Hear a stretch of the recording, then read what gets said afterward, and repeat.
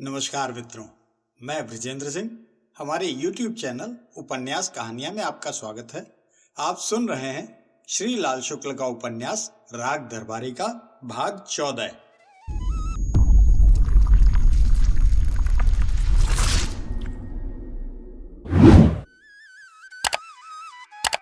कार्तिक पूर्णिमा को शिवपालगंज से लगभग 5 मील की दूरी पर एक मेला लगता है। वहां जंगल है, एक टीला है, उस पर देवी का मंदिर है और चारों ओर बिखरी हुई किसी पुरानी इमारत की ईंटें हैं। जंगल में करौंदे, मकोए और बेर के झाड़ हैं और ऊंची नीची जमीन है। खरगोश से लेकर भेड़िए तक, भुट्टा चोरों से लेकर डकैत तक इस जंगल में आसानी से छिपे रहते हैं। नजदीक के गांव में जो प्रेम संबंध आत्मा के स्तर पर कायम होते हैं, उनकी व्याख्या इस जंगल में शरीर के स्तर पर होती है। शहर से भी यहाँ कभी पिकनिक करने वालों के जोड़े घूमने के लिए आते हैं और एक दूसरे को अपना क्रियात्मक ज्ञान दिखाकर और कभी कभी लगे हाथ मंदिर में दर्शन करके सिकुड़ता हुआ तन और फूलता हुआ मन लेकर वापस चले जाते हैं। इस क्षेत्र के रहने वालों को इस टीले का बड़ा अभिमान है, क्योंकि यही उनका अजंता, एलोरा, खजुराहो और महाबलीपुरम है। उन्हें यकीन है कि यह मंदिर देवासुर संग्राम के बाद देवताओं ने अपने हाथ से देवी के रहने के लिए बनाया था। टीले के बारे में उनका कहना है कि उसके नीचे बहुत बड़ा खजाना गड़ा हुआ है। इस तरह अर्थ, धर्म और इतिहास के हिसाब से ये टीला बहुत महत्व का है। इतिहास और पुरातत्व जानने के कारण रंगनाथ की बड़ी इच्छा थी कि वह इस टीले का सर्वेक्षण करे। उसे बताया गया था कि वहां की मूर्तियां गुप्तकालीन हैं और मिट्टी के बहुत से ठीकरे, जिन्हें टेराकोटा कहा जाता है, मौर्यकालीन है। अवधि के कवि स्वर्गीय पढ़ीस की एक रचना है, माला मदार मह मुंह खोल के सिन्नी बाटन, ससुर का देख के घूंघट निकसा डेढ़ हत्था। खड़ी बोली में इसका रूपांतर यूं हो सकता है, मेले ठेले में तो मुंह खोल के सिन्नी बाटी, ससुर को देख के घूंघट खींचा मीटर भर। वे सब मेले में जा रही थी।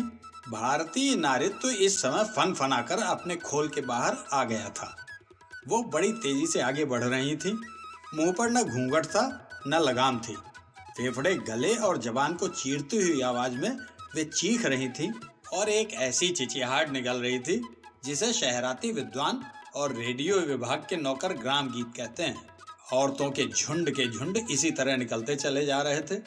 रुप्पन बाबू रंगनाथ सनीचर और जोगनाथ मेले के रास्ते से हटकर एक संकरी सी पगडंडी पर चलने लगे थे।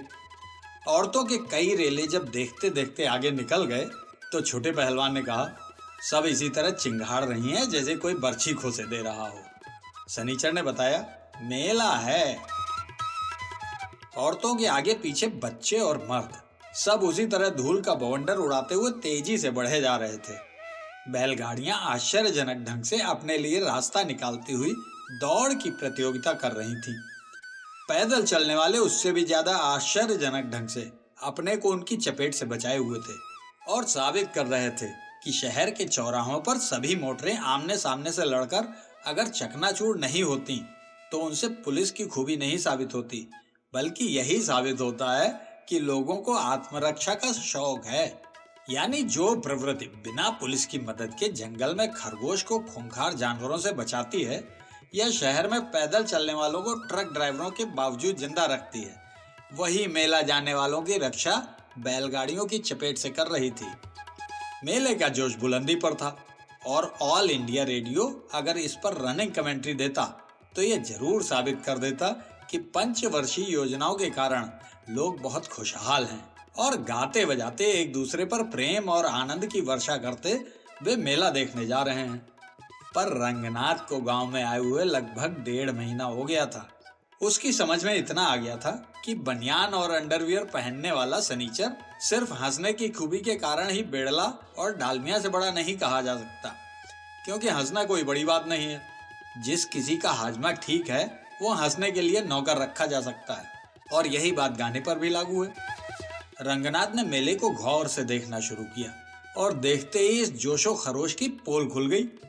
जाड़ा शुरू हो जाने पर भी उसे किसी की देह पर ऊनी कोट नहीं दिख पड़ा। कुछ बच्चे एक आध फटे स्वेटर पहने हुए जरूर नजर आए। औरतें रंगीन और सस्ती सिल्क की साड़ियों में लिपटी दिख पड़ी, पर ज्यादातर सभी नंगे पांव थीं और मर्दों की हालत का तो कहना ही क्या, हिंदुस्तानी छैला आधा उजला आधा मैला। ये सब देखने और समझने के मुकाबले पुरातत्व पढ़ना बड़ा सुंदर व्यवसाय है। उसने अपने आप को चढ़ाते हुए सोचा और रुक्पन बाबू की ओर सिर घुमा दिया। रुक्पन बाबू ने शोर मचाकर 3 साइकिल सवारों को नीचे उतार लिया।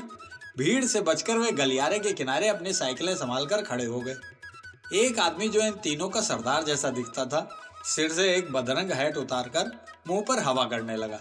ठंडक थी पर उसके माथे पर पसीना आ गया था। वो हाफ पैंट, कमीज और खुले गले का कोट पहने था। हाफ पैंट बाहर निकले हुए पेट पर से खिसक न जाए इसलिए उसे पेटी से काफी कसकर बांधा गया था और इस तरह पेट का क्षेत्रफल 2 भागों में लगभग बराबर बराबर बंट चुका था। सरदार के दोनों साथी धोती कुर्ता टोपी वाले आदमी थे और शक्ल से बदतमीज दिखने के बावजूद अपने सरदार से बड़ी तमीज के साथ पेश आ रहे थे। आज तो मेले में चारों तरफ रुपया ही रुपया होगा साहब। रुक्पन बाबू ने हंसकर उस आदमी को ललकारा। उस आदमी ने आंख मूंदकर सिर हिलाते हुए समझदारी से कहा, होगा, पर अब रुपए की कोई वैल्यू नहीं रही रुक्पन बाबू।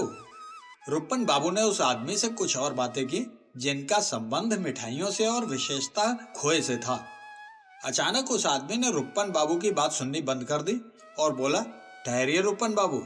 कहकर उसने साइकिल अपने एक साथी को पकड़ाई, हैट दूसरे साथी को और मोटी मोटी टांगों से आड़ा तिरछा चलता हुआ पास के अरहर के खेत में पहुंच गया। बिना इस बात का लिहाज किए हुए कि कई लोग खेत के बीच की पगडंडी से निकल रहे हैं और अरहर के पौधे काफी घने नहीं हैं, वह दौड़ने की कोशिश में फंस गया। बड़ी मुश्किल से कोट और कमीज के बटन खोलकर उसने अंदर से जनेऊ खींचा। जब वो काफी न खींच पाया तो उसने गर्दन एक ओर झुकाकर किसी तरह जनेऊ का एक अंश कान पर उलझा लिया। फिर कसी हुई हाफ पैंट से संघर्ष करता हुआ किसी तरह घुटनों पर झुककर अरहर के खेत में पानी की धार गिराने लगा। रंगनाथ को अब तक पता चल चुका था कि हैट वाले आदमी का नाम सिंह साहब है। वे इस हल्के के सैनिटरी इंस्पेक्टर हैं। यह भी मालूम हुआ कि उनकी साइकिल पकड़कर खड़ा होने वाला आदमी जिला बोर्ड का मेंबर है और हैट पकड़कर खड़ा होने वाला आदमी उस बोर्ड का टैक्स कलेक्टर है। इंस्पेक्टर साहब के लौट आने पर काफी देर बातचीत होती रही, पर इस बात का विषय मिठाई नहीं बल्कि जिला बोर्ड के चेयरमैन इंस्पेक्टर साहब का रिटायरमेंट और जमाना बड़ा बुरा आ गया था।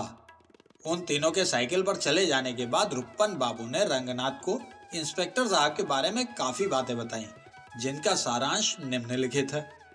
वैसे तो वे, जैसा कि आगे मालूम होगा, बहुत कुछ थे, पर प्रकट रूप में वे जिला बोर्ड के सैनिटरी इंस्पेक्टर थे। होने को तो वे बहुत कुछ हो सकते थे, पर सैनिटरी इंस्पेक्टर हो चुकने के बाद उन्होंने बहुत ही उचित कारणों से संतोष की फिलॉसफी अपना ली थी। जहां तैनात थे वहां शिवपालगंज ही प्रगतिशील था, बाकी सब पिछड़ा इलाका था। वहां के सभी निवासी जानते थे कि अगर उनका पिछड़ापन छीन लिया गया तो उनके पास कुछ और न रह जाएगा। ज्यादातर किसी से मिलते ही वे गर्व से कहते थे कि साहब, हम तो पिछड़े हुए क्षेत्र के निवासी हैं। इसी से वे इंस्पेक्टर साहब पर भी गर्व करते थे। इंस्पेक्टर साहब उस क्षेत्र में 40 साल से तैनात थे और उनके वहां होने की जरूरत आज भी वैसी ही थी जैसी कि 40 साल पहले थी। सैनिटरी इंस्पेक्टर को कई तरह के काम करने पड़ते हैं। वे भी जेब में लैक्टोमीटर डालकर घूमते और राजहंसों की तरह नीर क्षीर विवेक करते हुए नीर क्षीर में भेद न करने वाले ग्वालों के मोती चुगा करते। छूत की बीमारियों के वे इतने बड़े विशेषज्ञ थे कि किसी के मरने की खबर पढ़कर महज अखबार सूंघकर बता देते थे कि मौत कालरा से हुई थी या गैस्ट्रोएंटराइटिस से। वास्तव में उनका जवाब ज्यादातर एक सा होता था। इस देश में जैसे भूखमरी से किसी की मौत नहीं होती, वैसे ही छूत की बीमारियों से भी कोई नहीं मरता। लोग यूं ही मर जाते हैं और झूठ मूठ बेचारी बीमारियों का नाम लगा देते हैं। उनका जवाब का कुछ ऐसा ही मतलब होता था। वैश्याओं और साधुओं की तरह नौकरी पेशा वालों की उम्र के बारे में भी कुछ नहीं कहा जा सकता, पर इंस्पेक्टर साहब को खुद अपनी उम्र के बारे में कुछ कहने में कोई संकोच न था। उनकी असली उम्र 62 साल थी, कागज पर 59 साल थी और देखने में लगभग 50 साल थी। अपनी उम्र के बारे में वे ऐसी बेतकल्लुफी से बात करते थे जैसे वो मौसम हो। वे सीधे साधे परोपकारी किस्म के घरेलू आदमी थे और नमस्कार के फौरन बाद बिना किसी प्रसंग के बताते कि उनका भतीजा ही आजकल बोर्ड का चेयरमैन है। उसके बाद ही एक किस्सा शुरू हो जाता जिसके आरंभ के बोल थे, भतीजा जब बोर्ड का चेयरमैन हुआ तो हमने कहा कि। ये किस्सा पूरे क्षेत्र में दूध मिले हुए पानी की तरह व्यापक हो चुका था। किसी भी जगह सुना जा सकता था कि भतीजा जब बोर्ड का चेयरमैन हुआ तो हमने कहा कि बेटा, हम बहुत हुकूमत कर चुके, अब हमको रिटायर हो जाने दो, अपनी मातहती न कराओ। पर कौन सुनता है आजकल हम बुजुर्गों की। सभी मेंबर पहले ही चिल्ला पड़े कि वाह, ये भी कोई बात हुई। भतीजा बड़ा आदमी हो जाए तो चाचा को इसकी सजा क्यों मिले। देखें आप कैसे रिटायर हो जाएंगे। बस तभी से दोनों तरफ बात पर बात अड़ी है। पिछले 3 साल से हम हर साल रिटायर होने की दरख्वास्त देते हैं और उस तरफ से मेंबर लोग हर साल उसे खारिज कर देते हैं। अभी यही किस्सा चल रहा है। इस लत के साथ उन्हें एक दूसरी भी लत पड़ गई थी। उन दिनों वे रोज स्टेशन पर शहर से आने वाली गाड़ी देखने लगे थे। गाड़ी आने के पहले और बाद वे प्लेटफॉर्म पर नियमित रूप से टहलते बनाने और अपने को दिखाने के लिए। स्टेशन मास्टर ड्यूटी करता रहता था। वे टहलते टहलते उसके पास पहुंच जाते और कुल्हड़ जैसी हैट सिर पर रखे हुए कुर्सी पर बैठ जाते। फिर पूछते, बाबूजी, पैसेंजर गाड़ी कब आ रही है। स्टेशन मास्टर उन्हें बहुत दिन देख चुका था और उसे कुछ और देखना बाकी न था। रजिस्टर पर निगाह झुकाए हुए कहता, जी आधा घंटा लेट है। वे कुछ देर चुप रहते, फिर कहते, क्या हाल चाल है बच्चों के। जी भगवान की दया है। वे मासूमियत के साथ पूछते, आपका भतीजा भी तो रहता था आपके साथ। जी हाँ, भगवान की दया है, अच्छा लग गया, टिकट कलेक्टर हो गया। वे जवाब देते, अपना भतीजा भी अच्छा लग गया। पहले तो जब वह वॉलंटियर था लोग हंसी उड़ाते थे, आवारा कहते थे। कुछ देर बाद इंस्पेक्टर साहब हंसते, कहते, अब तो मैं उसी का मातहत हूँ, रिटायर होना चाहता हूँ पर वो होने ही नहीं देता। स्टेशन मास्टर रजिस्टर देखता रहता। वे दोहराते, 3 साल से ऐसे ही खिंच रहा है, मैं नौकरी से अलग होना चाहता हूँ। वो कहता है कि तजुर्बेकार आदमियों की कमी है। आप क्या गजब कर रहे हैं। स्टेशन मास्टर कहता, बड़े बड़े नेताओं वाला हाल है, वे भी बार बार रिटायर होना चाहते हैं पर उनके साथ वाले उन्हें छोड़ते ही नहीं। वे दोबारा हंसते, कहते, बिल्कुल वही हाल है, फर्क यही है कि मुझे रोकने वाला मुझसे बहुत ऊंचा बैठा है, उनको रोकने वाले उनसे बहुत नीचे हैं। वे जोर से हंसने लगते। स्टेशन मास्टर रजिस्टर के पन्ने पलटने लगता। कुछ दिनों बाद सैनिटरी इंस्पेक्टर साहब को अनुभव हुआ कि स्टेशन मास्टर अपने काम में कुछ ज्यादा दिलचस्पी ले रहा है। वे अब आकर कुर्सी पर बैठते तो वह भौहों में बल डालकर रजिस्टर को बड़े गौर से देखता हुआ पाया जाता। कभी कभी वह पेंसिल से एक कागज पर जोड़ बाकी से लगाता। रजिस्टर तो वह पहले भी पढ़ता था, पर भौहों के बीच शिकन और पेंसिल का इस्तेमाल बिल्कुल नई चीजें थी, जिससे प्रकट था कि स्टेशन मास्टर अपने काम में बुरी तरह फंस गया है। उन दिनों सवाल जवाब कुछ इस तरह चलता, आजकल शायद आपके पास बहुत काम है। और क्या हाल चाल हैं? ठीक है। गाड़ी कब आ रही है? Right time. आपका भतीजा तो लखनऊ में ही है ना? जी हाँ। अपना भतीजा तो आजकल रिटायर ही नहीं होने देता। चेयरमैन है। इंस्पेक्टर साहब स्टेशन मास्टर के आचरण का आधा पतन बड़े गौर से देख रहे थे। हालात दिन पर दिन गिर रही थी। जैसे ही वे सिर पर कुल्हड़ जैसी हैट लगाए हुए उसके सामने आकर कुर्सी पर बैठ जाते, वे देखते कि रजिस्टर पर उसकी आंखें टपक कर गिरने ही वाली हैं। कभी कभी वह उनके सवाल अनसुने कर जाता। इंस्पेक्टर साहब सोचते कि सरकारी नौकरी करके भी अगर काम करना पड़ा तो ऐसी जिंदगी पर लानत है। अचानक एक दिन उनकी गाड़ी देखने की लत खत्म हो गई। वे उस दिन रोज की तरह स्टेशन पर आए और स्टेशन मास्टर के पास आकर बैठ गए। आज वह रजिस्टर पर पेंसिल से नहीं बल्कि कलम से कुछ लिख रहा था। उसकी भौहों से लगता था कि काम के साथ ही वह खुद भी खत्म होने वाला है। इंस्पेक्टर साहब ने शुरू किया, आजकल आपके पास काम बहुत है। जी हाँ, उसने अचानक जोर से कहा। वे कुछ झिझक से गए, फिर धीरे से बोले, पैसेंजर गाड़ी। इस बार स्टेशन मास्टर ने कलम रोक दी। उनकी ओर सीधे देखते हुए उसने सधी आवाज में कहा, पैसेंजर गाड़ी 1.25 घंटा लेट है और आपका भतीजा बोर्ड का चेयरमैन है। आप बताइए इसके बाद आपको क्या कहना है। इंस्पेक्टर साहब कुछ देर मेज की ओर देखते रहे, फिर उठकर धीरे से चल दिए। एक पॉइंटमैन बोला, क्या हुआ साहब? कुछ नहीं। वे बोले, साहब के पास बहुत काम है। हमारा भतीजा भी आजकल इसी तरह झुंझलाया करता है, बड़ा काम है। आज जोगनाथ मेले में रुप्पन बाबू के साथ एक वजह से आया था।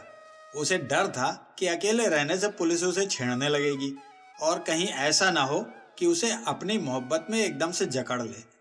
वे लोग मेले की धज में निकले हुए थे। रुप्पन बाबू ने कमीज के कॉलर के नीचे एकदम नया रेशमी रुमाल बांध लिया था और केवल सौंदर्य बढ़ाने के उद्देश्य से आंख पर काला चश्मा लगा लिया था। सनीचर ने अंडरवियर के ऊपर घर की बनी जालीदार सूती बनियान पहन ली थी, जो अंडरवियर तक आने के 1.5 इंच पहले ही खत्म हो गई थी।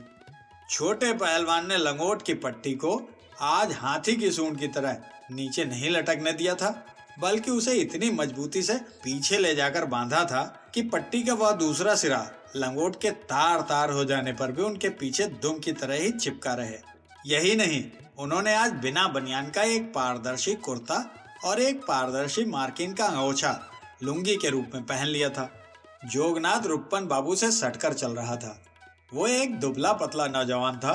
उसे देखते ही शिवपालगंज के पुराने आदमी आह से भरकर कहते थे, जोग नथवा को देखकर अयोध्या महाराज की याद आती है।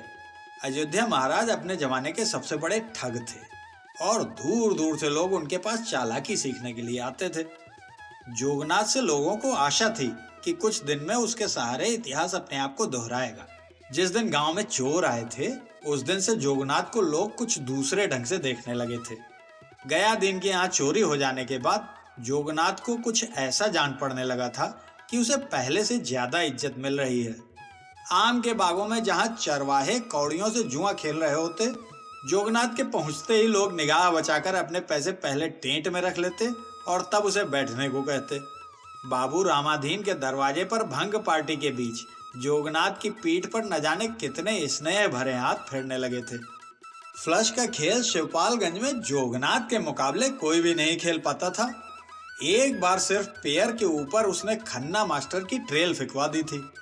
उस दिन से जोगनाथ की धाक कुछ ऐसी जमी कि उसके हाथ में 3 पत्ते आते ही अच्छे अच्छे खिलाड़ी अपने ताश देखना भूलकर उसी का मुंह देखने लगते। जैसे ही वह पहला दांव लगाता, आधे से ज्यादा खिलाड़ी घबराकर अपने पत्ते फेंक देते।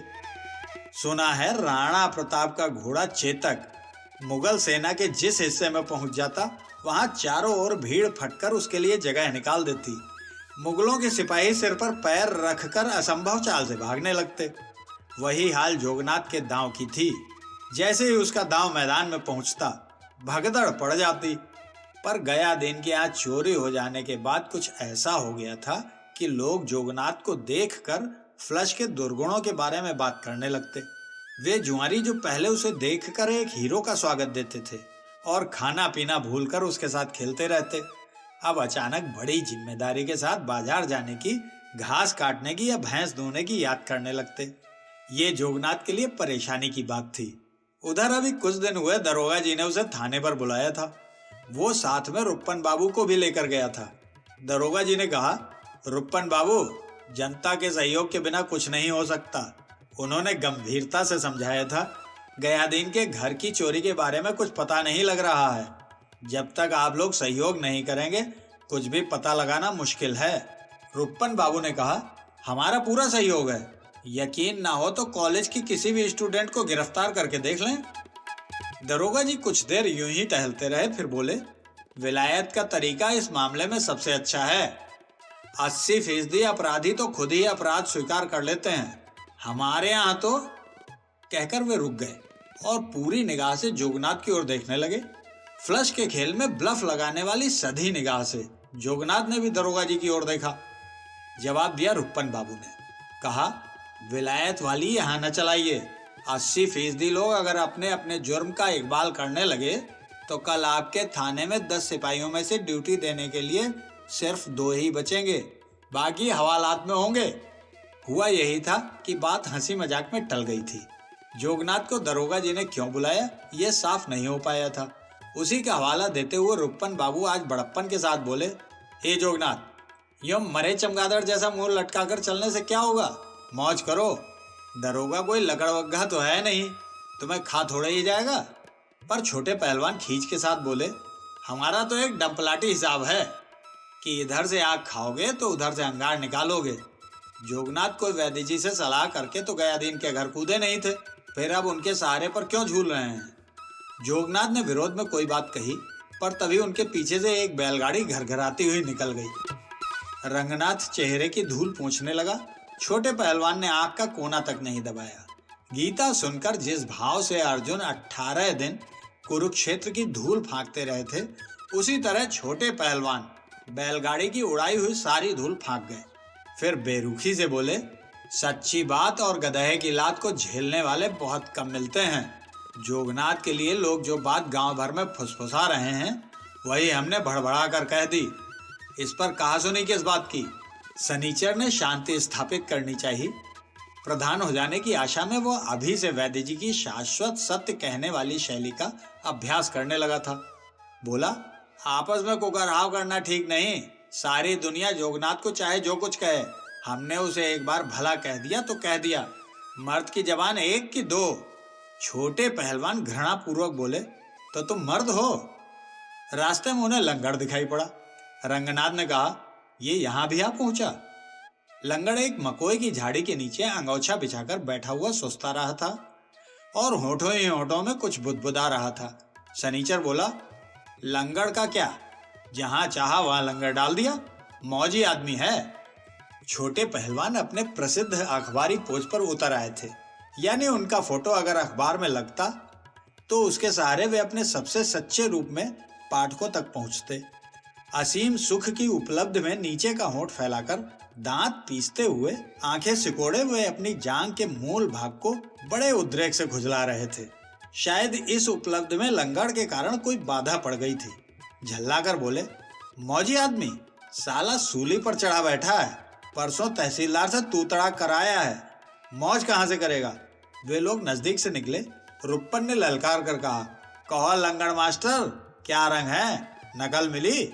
लंगड़ ने बुदबुदाना बंद कर दिया। आंख पर हथेली का छज्जा बनाकर उसने धूप में रुप्पन बाबू को पहचाना। कहा, कहाँ मिली बाबू?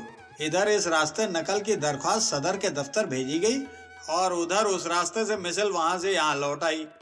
अब फिर गया मामला 15 दिन को। शनिचर ने कहा, सुना तहसीलदार से तू तड़ाक वाली बात हो गई है? कैसी बात बापू? लंगड़ के होंठ फिर कुछ बुदबुदाने की तैयारी में कांपे। जहां कानून की बात है वहां तू तड़ाक से क्या होता है? छोटे पहलवान ने घृणा से उसकी ओर देखा, फिर झाड़ियों और दरख्तों के सुनाने के लिए कहा, बात के बताशे फोड़ने से क्या होगा?